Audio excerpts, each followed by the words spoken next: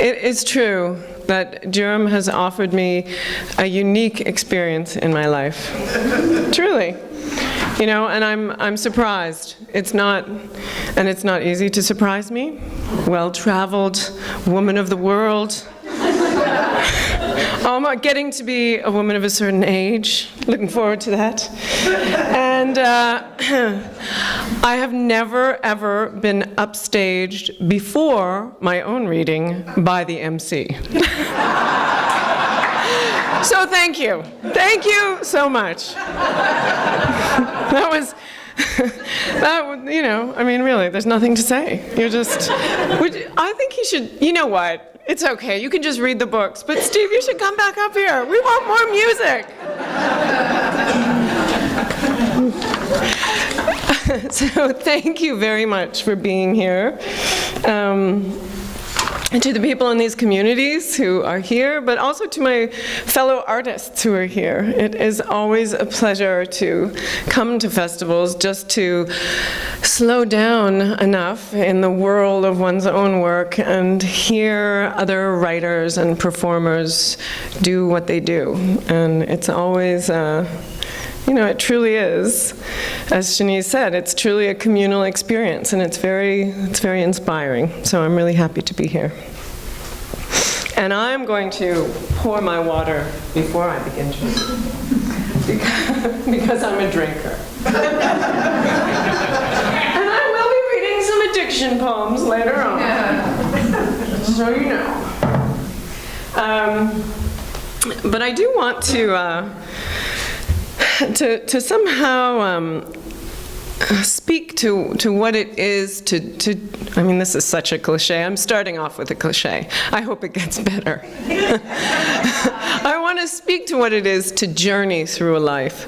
So in my own work, it has been so much about physical journeys away and out of Canada and into different cultures and into different languages.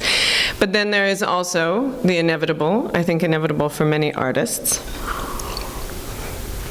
the inevitable coming back to your first culture, or where you, as much as it might drive you crazy, the inevitable coming home and what that means. So I want to try, and I don't know exactly if it will work or not, I want to try to encapsulate that a little bit. So give the flavor and the sense of some of the places that have influenced my life, that have made my life. That's Greece, that's the Thai-Burma border, Thailand, and Burma, which of course is now called Myanmar. But probably the place that is most dear to me, or is my other home, really, besides Canada, is Greece, and it's a particular island. It's the island of Lesbos, which is very fitting. Sappho was born on the island of Lesbos. That is her island, and in fact the village that I spend time in, Eresos, was once a great city of antiquity, and that is where Sappho was born.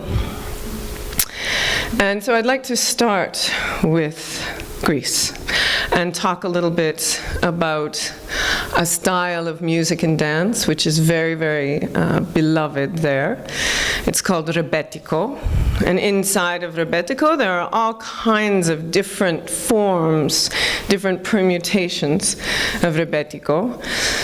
And it's actually a music from Asia Minor, so it's Turkish music, it's Arab music, but the Greeks adopted it from Asia Minor, because Asia Minor was of course their homeland for millennia, and when there was an enormous exchange of populations in the 1920s, when the Greeks of Asia Minor, of Turkey, were repatriated to Greece, and the Turkish populations of Greece went back to Turkey, rebetiko traveled over to Greece, and into the late 20s and the 30s and the 40s, it became a hugely, hugely popular form of dance. And it doesn't sound like gypsy flamenco, but in many ways it's similar to gypsy flamenco. It's a music of social outcasts and people who live at the edges of a culture and at the edges of their society. It was very common in hashish dens in both Asia Minor and in Greece. And so it's associated with a darker, definitely working class or poor ethos. And traditionally, it's played and danced only by men. But this summer on Lesbos, for the first time in my life, also providing me with a unique and new experience, there was one of the many panegyria, big festivals, big parties that people come to. All the people in the village will come down to the sea. And one of the Greek dance teachers had been teaching students, his students, rebetiko, different zebetiko and rebetika songs, and the girls of the village danced rebetiko. It's the first time I've ever seen young women dance the dance. So I was very inspired by that, because there's, Greece is in a very painful period of its history right now. It's been really destroyed economically by what's happened there in the last few years. And it was amazing to see, despite that, this incredible social shift. And it's a political shift too.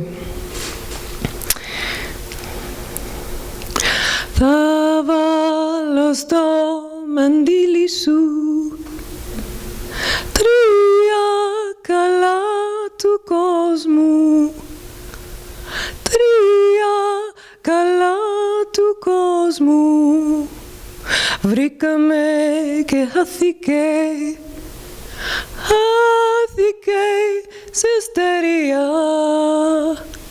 χάθηκε σε στεριά, το ουρανό και το άνεμο, αχ και το λαμπρό φεγγάρι, και το λαμπρό φεγγάρι.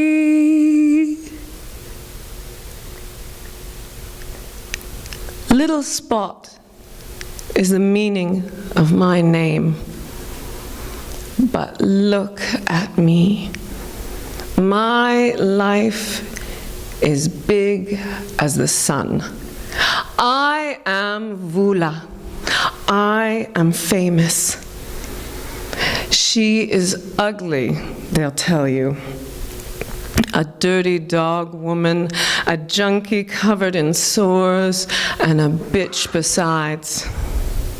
But look at my young lovers, Teknamu, Sonia from Brazil, Katerina from the north, Sinead from Ireland with all her silk and lace. I am Vula. I am famous. If you see me dance rebetiko, you too will love me. You will watch and look away with burning eyes. Even Vassos plates know the disorder of love. They leap off the tables and shatter just to touch my feet. With these scuffed boots, I sway hard and slow inside the music, my arms in the air, elbows crooked above my head. I am balancing each star high above the plane trees. I close my eyes to dance like this. You have to close your eyes to see inside music, to see inside a woman, and to see inside the gods. The accordion and I breathe the warm night wind. The mandolin has my curves, the same thin hardness and dirty fingerprints all over her body. Sweat shines like oil on my forehead. I dance so slowly, a snake without legs, without arms, held up by the taut nerves of music. I have given my limbs to you. I have given my eyes to you.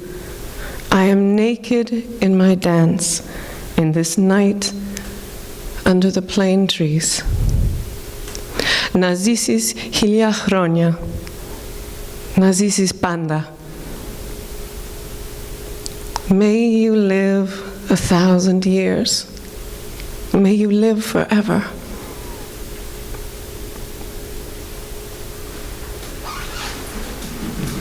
Don't clap. Don't clap. Don't clap.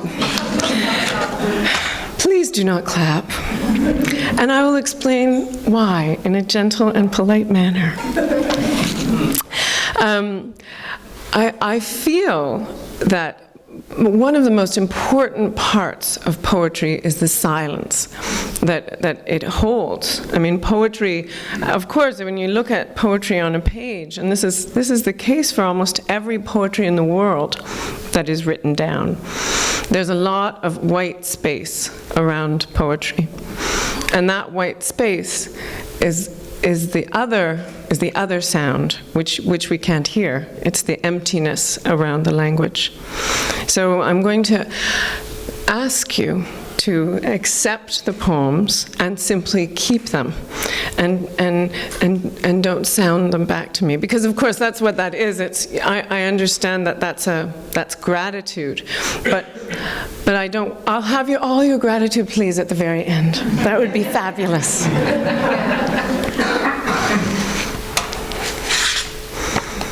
Was that polite enough? Yes. There's a very diplomatic woman in this audience. Catherine, where are you? Do you think was it okay? It was beautiful. Okay, thank you so much. I had Shane and Catherine take a wrong turn recently, and we soon discovered in the darkness of the Durham night that we had taken a wrong turn.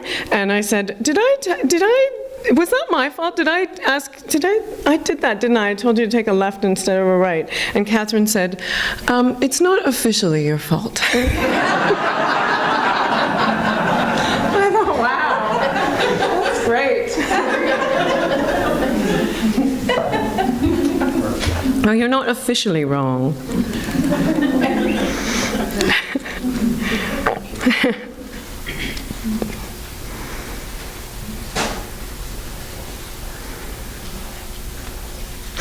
So, I fell in love. It'll be the theme for the evening. And the person that I fell in love with was a very interesting man. He was a Greek architect and very successful in his field. But he became, as many successful people do, disillusioned. And I've never read this poem out loud, so why don't I now? It has a swear word in it.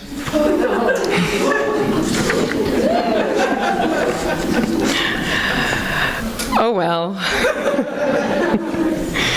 It's called Simadia. Given signs, you took them.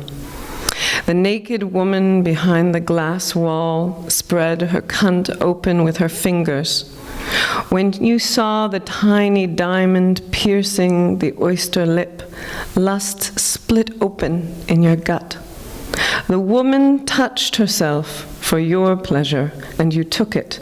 The woman leaned against the white horse, glanced over her shoulder at your camera, arched her back to show you the bronze curve of her ass, slit and glitter, the sign at the crossroads where you took her left, right, plunged into the crux, while she remained standing behind the glass of herself, and you lay trapped in your eyes, hands filled with sweat-slick flesh, empty, your body drifting away, a spent man sinking in the nameless sea. 1, 2. signs. Signs. Σημάδια in Greek means signs. So I think in English we say, no, that's stigmata, but it's the same word in Greek. Σημάδια can also be that religious thing that, you know, people get on their hands when they're like Christ-like and stuff. Signs, σημάδια. You could do nothing but take them. The beach at Naxos was impossible to find that day. You searched fields of thorn and wire between white villages, hot skin of sky, salt dust on your face.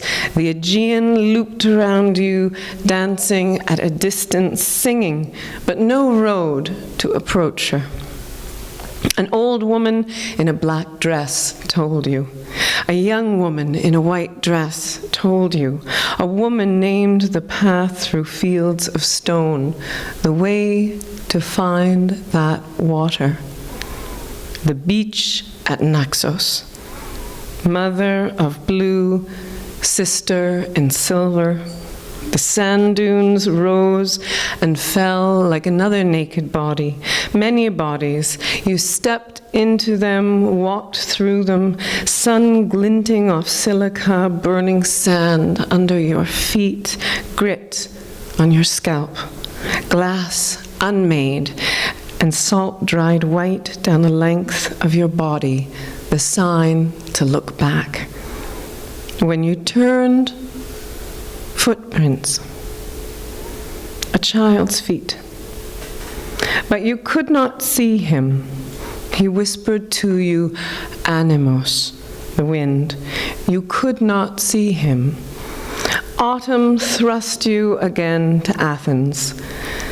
Among so many papers, crucial meetings, Omonia and her market of women at 3 a.m, money rising up like the buildings of your name, there was now a haunting, not a ghost, but the boy, walking where you walked, a breath distant, a breath close.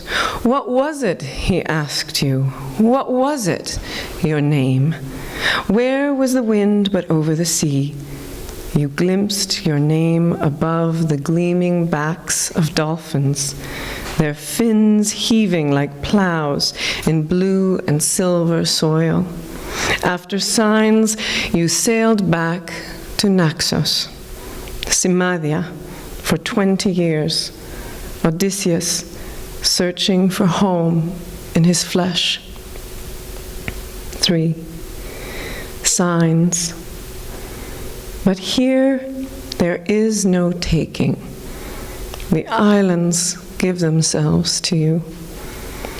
You dream of a goddess washing her hair. When the drops fall, spray of diamonds, islands are born of the sea. Naxos, Amargos, Mykonos, Ios, Santorini, Milos, water encircling each, and the dolphins splicing between the waves like blade-shaped cells, the first shining sons and daughters. In the sweet hall of light before dawn, you hear a woman calling and rush down to the sea. The child plays near her wet feet. You walk toward him, finally.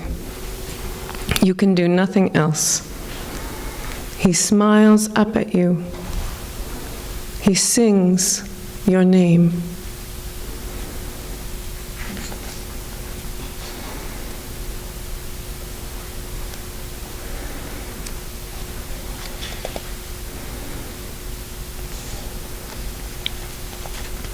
This is called I Awake. I awake to him holding my forearm the way a child holds the neck of the horse after the reins have slipped past the tangled mane. The mare gallops, gallops. Hours before, the hooves of sex pounded high, hard inside our throats. Sweat, sleek skin, hot with fear, flipped over into love made matter, voiced, will you run me down? Yes, trampled. The silver-green trees blur above two bodies rushing into light. Now we are still. The only movement, breath. I lie here with his hands holding me as I run nowhere. Then slowly turn my head to see the stars beyond the grapevine at the window's edge. Heart of my heart, that vine was planted before I was born. I leave him to see the stars better and hear him breathing inside the small house as I have always heard him breathing, but did not listen with the clear faith of water. Now that I am drowned and risen again, I know.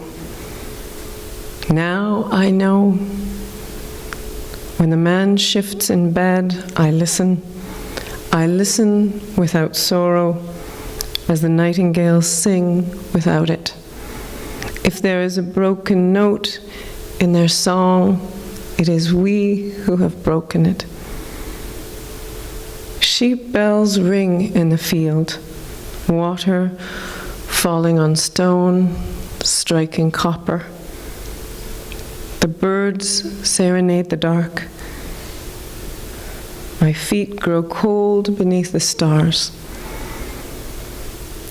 Another moment here in the cricketing, glittering silence, then beside him I will lie down, slowly touch his forearm, and sleep.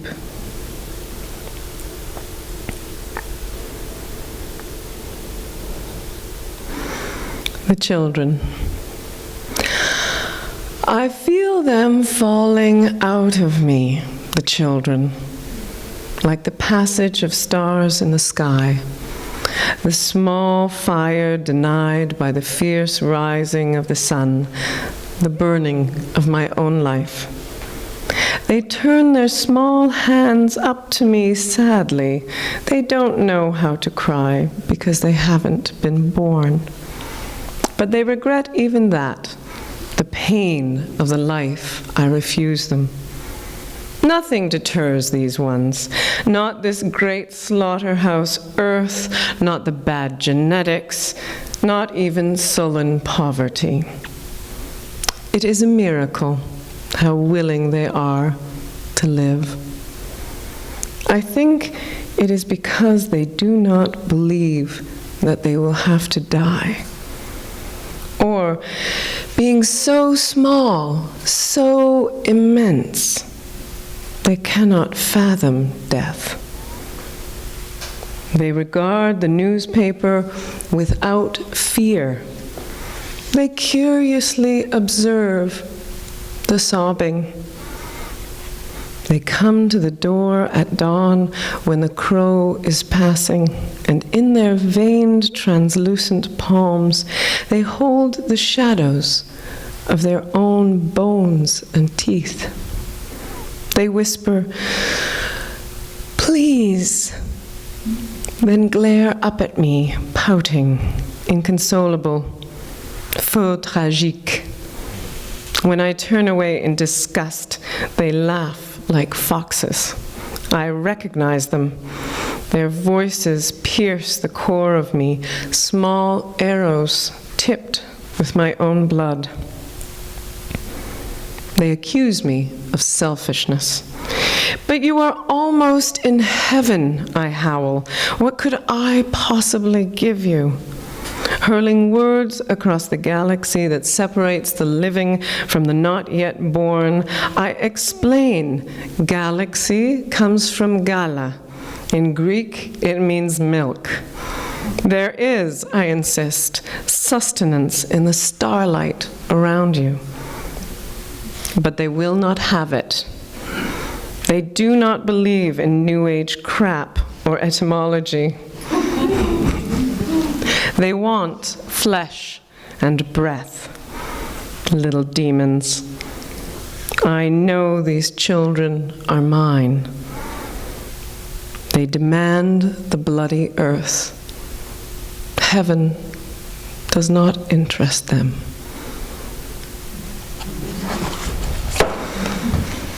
And that is exactly what my kid is like. He snuck through. He got in. And I speak to him in Greek, and there's an expression in Greek which you simply say, "What are you?" or also, where have you come from? You say that to people when you're sort of surprised by someone, like, where did you come from? And I say that to him sometimes when I'm frustrated or annoyed. And he says, "From you." And he figured that out all on his own. So I would like to read, those poems are in a book called Come Cold River, and I'm going to read a few more poems from Come Cold River, but I'd like to read a little bit as well from Burmese lessons. So I went to Burma partly because of my work for PEN Canada, and this book, Burmese Lessons, talks about some of that. There was a young Burmese political prisoner, and Burma is really now called Myanmar. Everybody in Burma calls it Myanmar, but I'm still having some trouble switching over.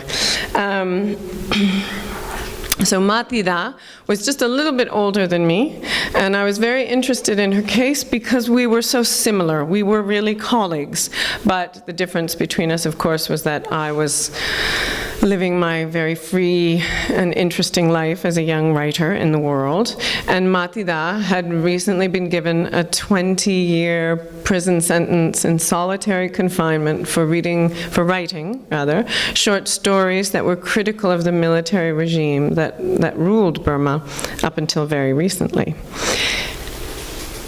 And still basically rules Burma, but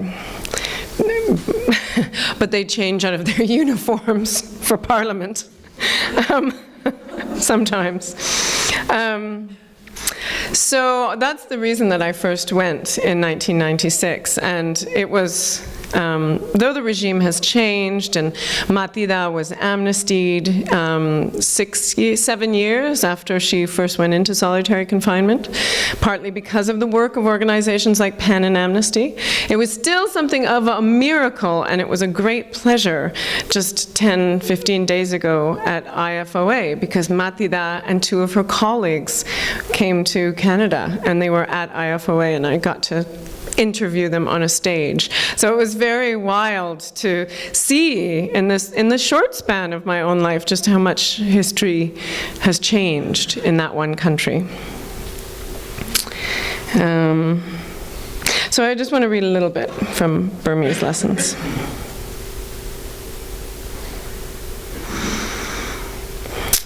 With the departure of the working men from this just a little outdoor restaurant close to train yards, not a train station, but a place where the men were working and where I had somehow wandered off and gotten lost. And I sat down and had a tea amongst all these, in this very male place. And then the men leave, and I notice that there is a small patron I haven't seen before. He is, in fact, a very small man. A boy, but a man. He too is a worker, with a worker's tough hands, stained fingers on the white teacup. He sits straight-backed, knees spread wide, with an unlit cheroot stub in his mouth. He removes the cigar and takes 2 quick sips of his tea. With the departure of the men, he and I are almost facing each other. He glances at me briefly, not impressed that I know the word for water. I watch him surreptitiously. In fact, I cannot stop looking at him. Sometimes these children are so tired that vacancy fills them. They look benumbed. He looks fierce.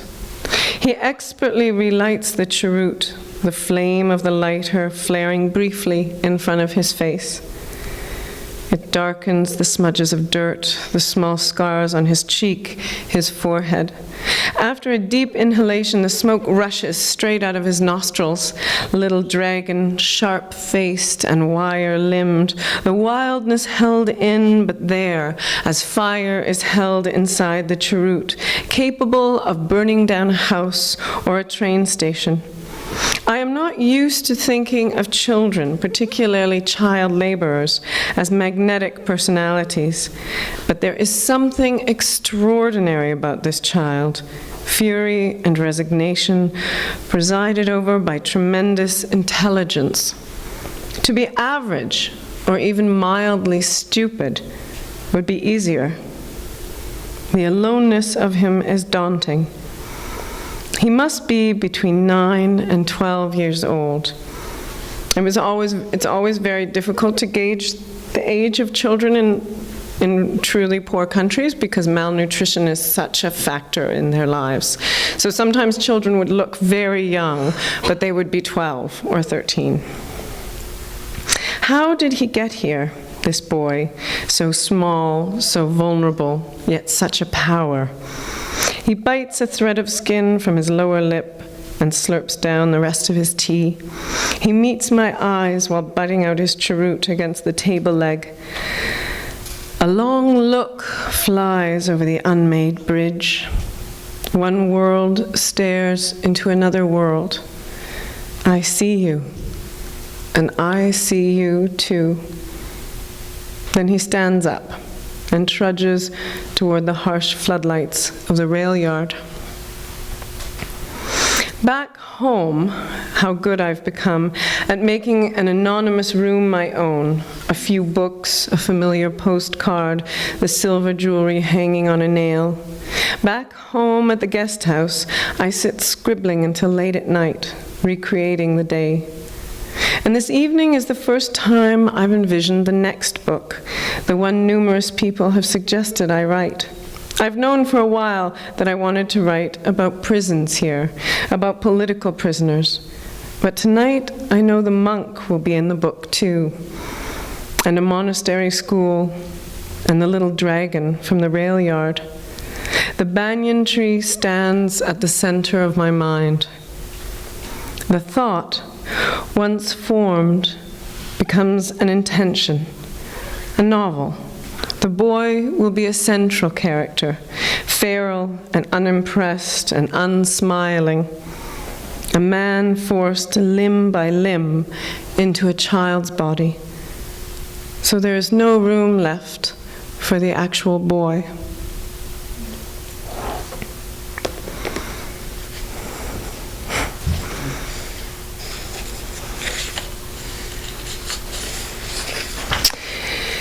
And you know, I think it says a lot about my life that when I told my mother that I had fallen in love with the leader of a small guerrilla army, as if that made any difference, the size. She said, "Honey, that's so great. You'll have such beautiful children." Now that I'm a mother myself, yeah, that was her response. It didn't make it into the book, so I thought I would just give you that little tidbit.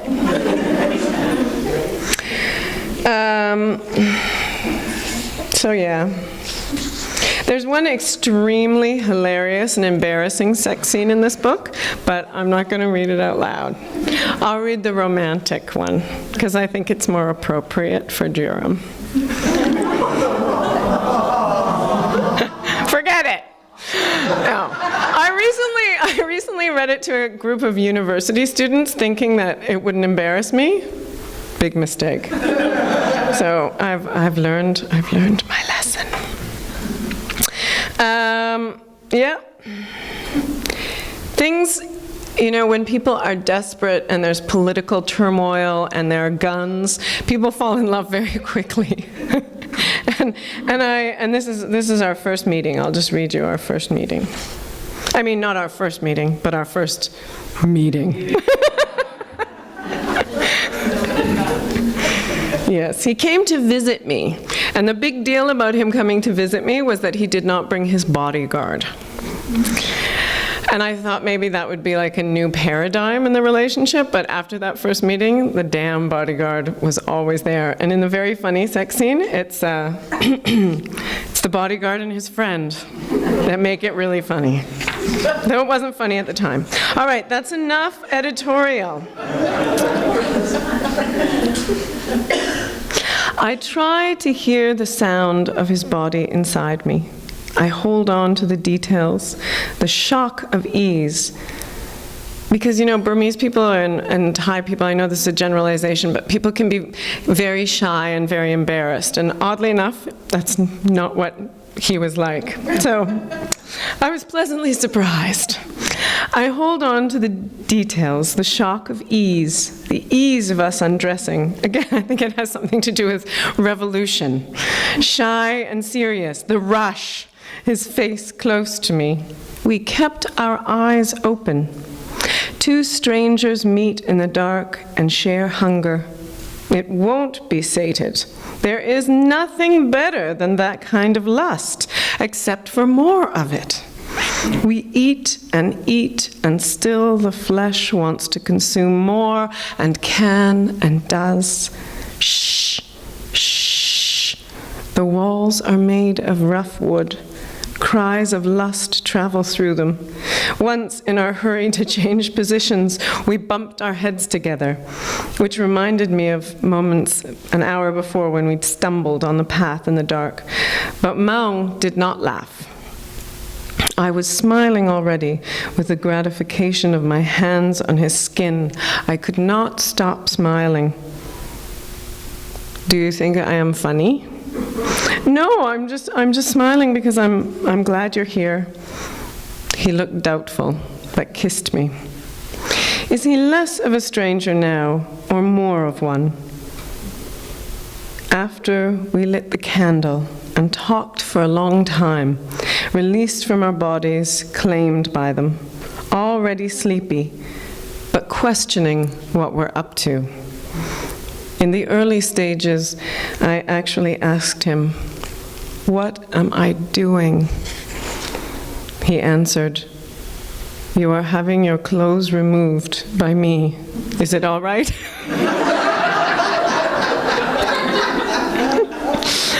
"It's not all right. You're going much too slowly." He laughed and continued doing what he was doing, more slowly still.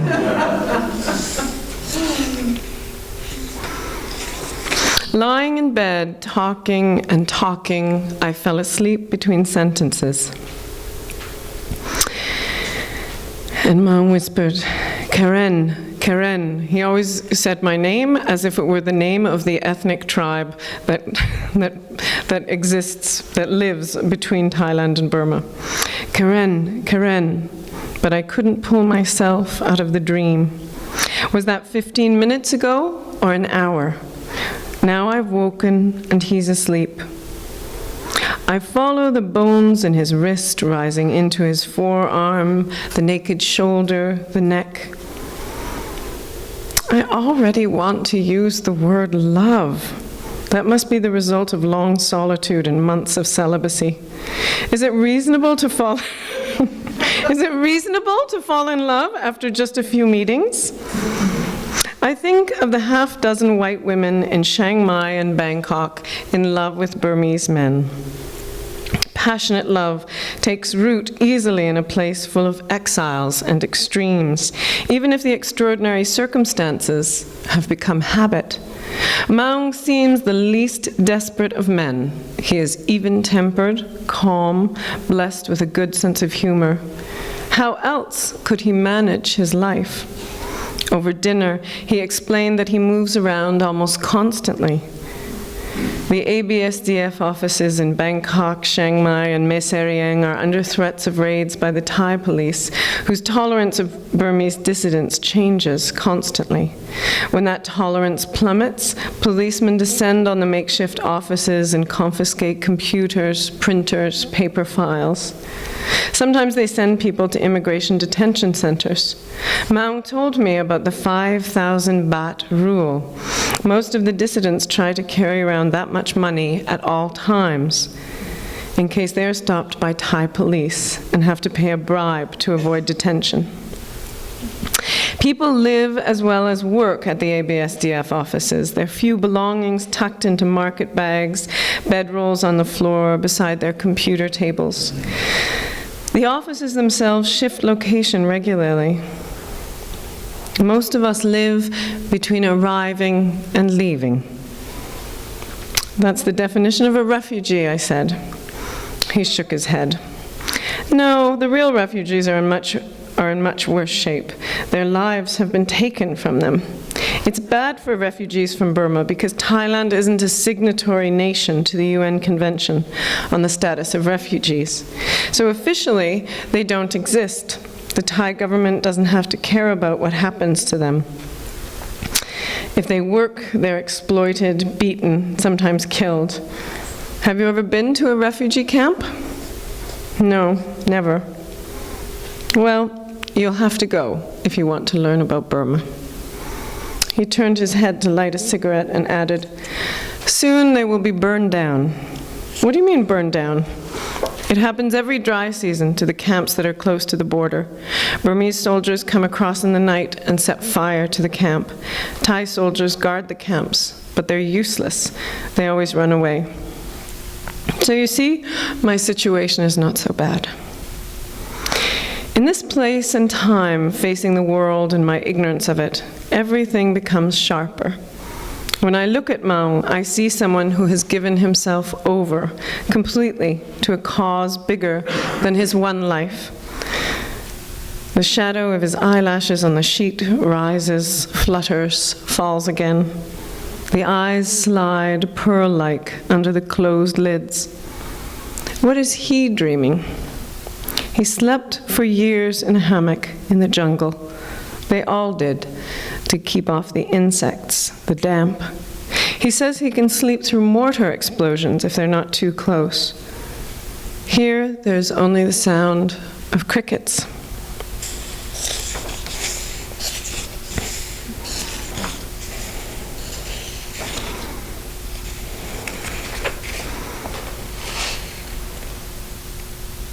I did not expect this man. Do we ever expect love, even when we're hungry for it? My emotions for him are tangled up with my thoughts and feelings about Burma. The dream of love has become enmeshed with a much larger dream of political change. Am I just a parasite falling in love with him because he brings me closer to his country? I don't bother asking him this question. He would think I was being too hard on myself. Besides, he's in love. He can't be properly critical of me.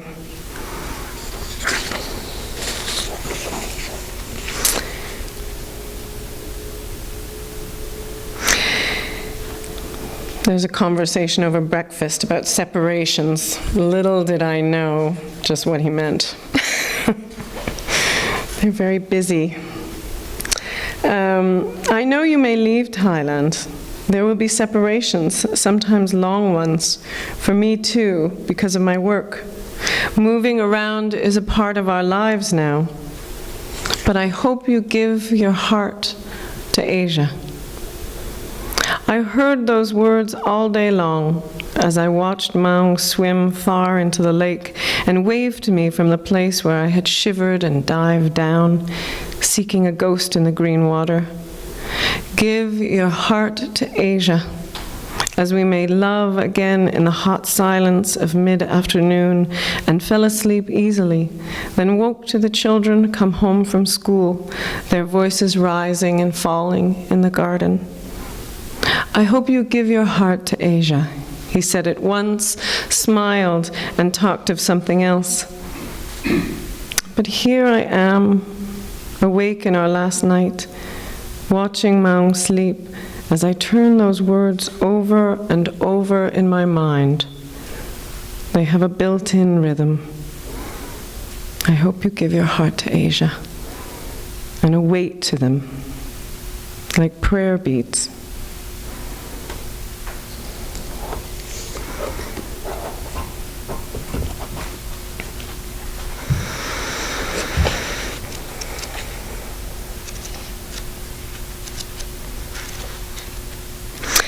Come Cold River is really a book about coming back to Canada.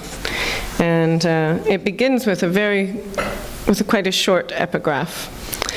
And that is, on the maps of the territories that would eventually become Canada. And we were talking about this at breakfast, quite by happenstance. Spanish explorers sometimes wrote acá nada, which translates into there, nothing. The vast emptiness, which you can feel on a Durham night when you don't know where you're going, and it's very dark outside. So there, nothing is a possible origin for the country's name. Kanata is also a word in the language of the St. Lawrence Iroquoian people, meaning village or settlement. It is the most commonly cited etymological origin for Canada. The name of my country is the word of an ancient and living nation. Or, it is nothing. To think haltingly, confusedly about this fact means that I have to look back at my early childhood, which was marked by various losses. But it was also marked by Cree, Tsuut'ina, and Siksika words and places. I grew up in Calgary, and there are a lot of place names in Alberta that have Aboriginal.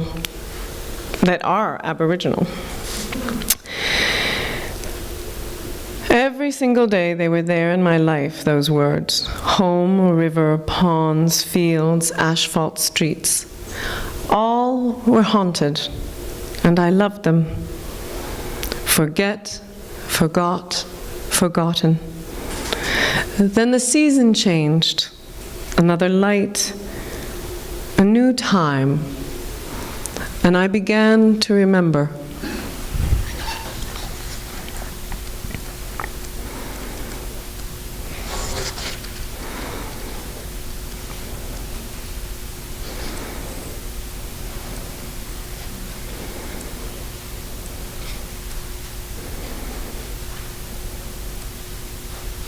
This is called the breakfast cereal of his youth.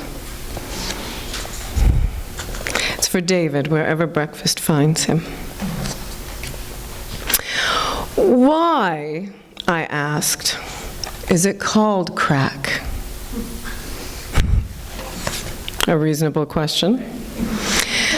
Because, my brother began, a smile on his face like the smirk of a scientist explaining the solar system to a peasant. Because it crackles when you cook it up and suck it in. Snap, crackle, pop. The smoke swirls, the pipe so hot you burn your mouth. The hotter, the higher, the faster, because it gives you cracked lips. Because if you smoke too much, it smashes your heart to smithereens. Because it breaks your life into before and after the first inhalation, where every complication falls away. It takes 10 seconds for the pleasure flood of dopamine to drown the brain. Flood of no return. The ship splinters open, spills the little white rocks. Again, the patronizing smile. How handsome he is, silk boy amongst gangsters, smooth.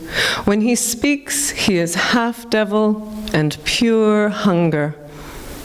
It's still years before the years in prison whittle down his face. "Give me this," he said. 14 years old, how could he know what he was asking for? Give me this. As children, we heard that request night after night. Give me this. Bottle clank, chime of ice, blood on Dad's shirt after a fight. Do you remember the sallow light of his room? Early morning or dusk? The white shirt on the floor stained brown. Noose of cigarette smoke swinging in the air. The rest of the house a long way off. It will kill you, I tell him. He shrugs. Snap, crackle, pop. Black eyes turn and lock into mine like a gun ready to use. The barrel shoots backwards. Can you take this? The creosote rush, the coming roar.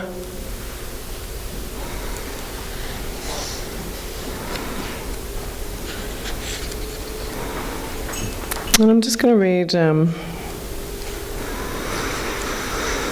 just one or two more. Unless you only want me to read one.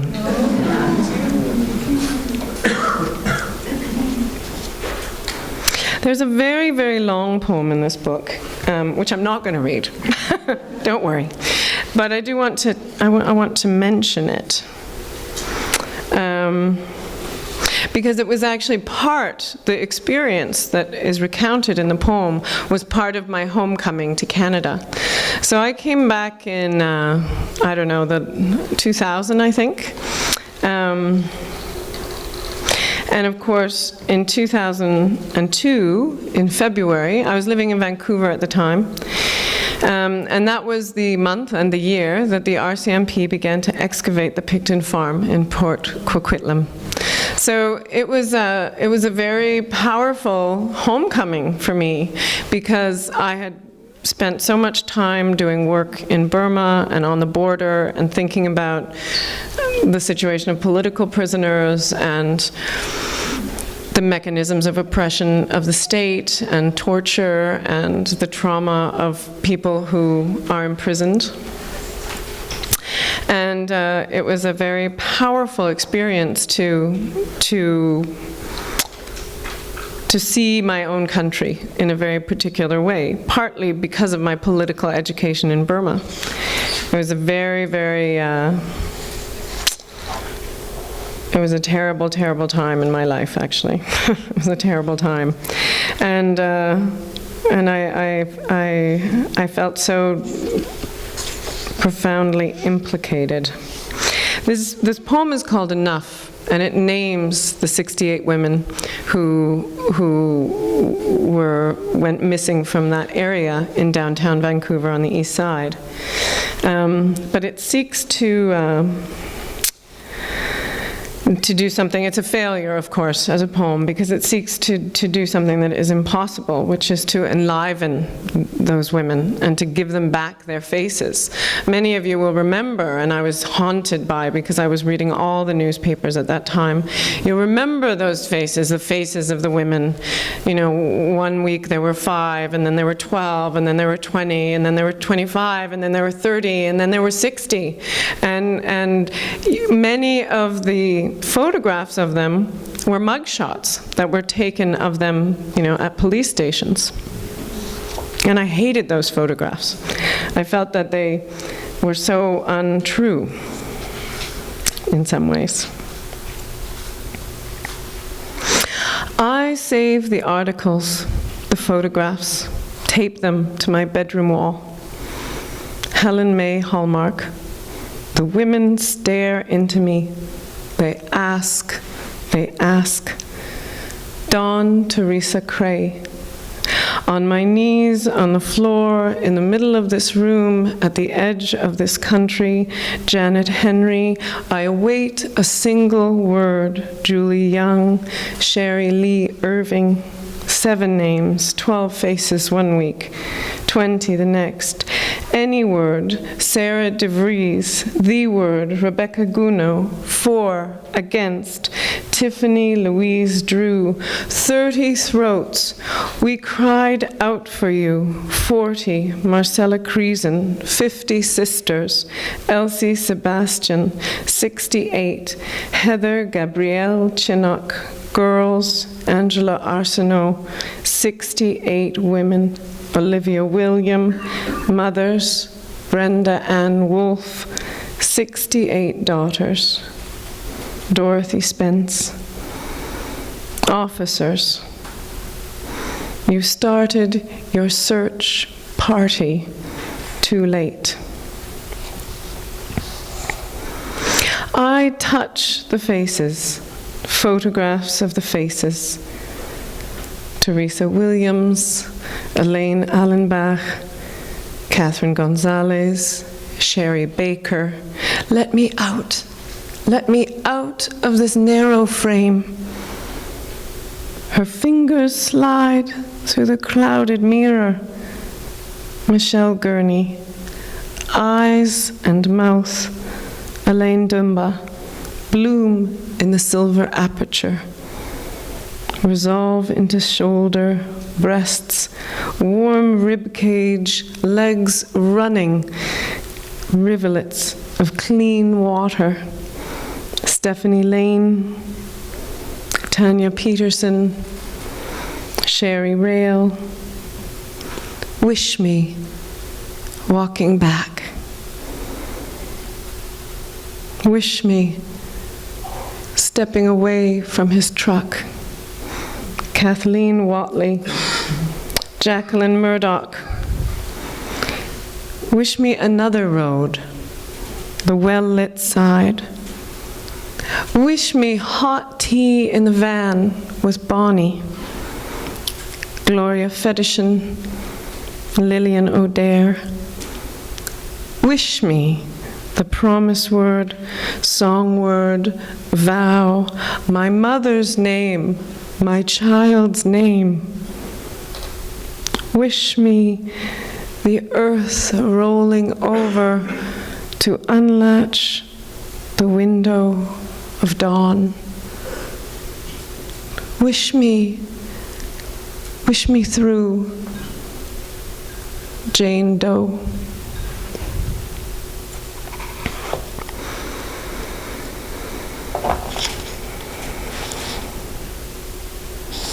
With burning hearts we see the rise. In the price of the old neighborhood, by the river, where my mom played as a kid, grew up, married the wrong man, a crook, then to increase her mistake exponentially and complicate my family tree, left him and married his brother. Daddy, he was more hardworking than the other, but equally ruinous.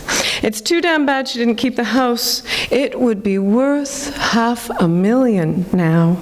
True North strong, no longer free for the taking. No wonder we have to stand on guard in this town. Where there's money, there's a lack of it, and thieves. Who believes that Divino's Bar once was a little place, bohemian yet elegant? Today it's buffed new and polished blunt. The light fixture cost 50 thou. And the wine list starts off, don't ask me how, at $300 a bottle. But I used to nurse a tea bag there for hours without shame, across from a red-haired Englishman who taught me how to touch the flame that burns sapphire blue above Sambuca. Ah, the first time, my very first, to see a floating coffee bean and quench my thirst with fire. Alcohol, at last. Now I can't afford to be nostalgic by the glass. Perhaps the ghost of my uncle quips, meaning my mother's first husband who was a bank robber, I should take out a quick loan and rip off a liquor store on my own, because there's so many in Alberta, or play the VLTs, that's for video lottery terminals, until the cows come home. Just take a chance. Like my dad, who gave my inheritance, toonie by toonie, to the AGLC. That's for Alberta Gaming and Liquor Commission. No complaints from me, though I wish on my mother's grave that some of our father's cash could splash down helter-skelter into a food bank stash or a woman's shelter. Both proclaim their desperate need despite tons of oil and cattle feed. From far and wide, oh Canada, and Calgary too, I have loved you fervently and departed. I can't remember. Can you remember how this song started? And how does it end? Am I home for good or for bad? Home to stay and bury the hatchet, or dig it up and throw it? Here, catch it in your scarred hands. Catch it in that rotting treasure, your tarred and feathered oil sands. Catch it nimbly between your teeth.